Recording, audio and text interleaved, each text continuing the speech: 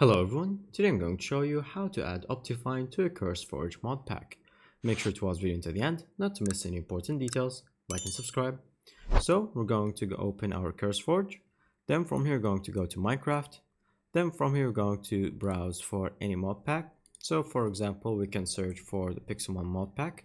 So I have it right here, and so we're going to click on play, and now it's going to just verify the user and make sure that it's all good.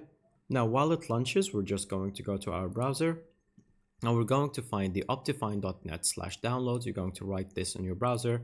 It's going to THG right here. And then you're going to click on show all versions. Then you're going to go back to CurseForge and you're going to make sure that your version matches this one. So we're going to click on right here. And so we're going to check on the overview, going to click on versions. And so from here, it's going to show you the latest version that this modpack is on. So as you can see, the latest one is the one that we have installed, 1.21.1.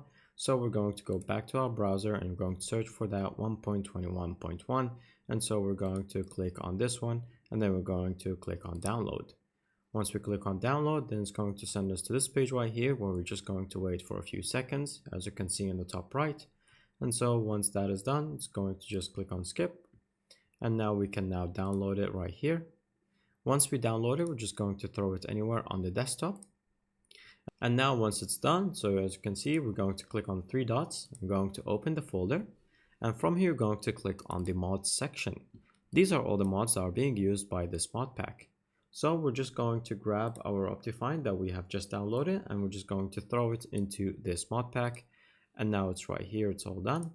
And then once you click on play, it's going to be installed on it, and you can change the shaders and everything that you need. Thank you guys for watching. See you next time. Bye bye.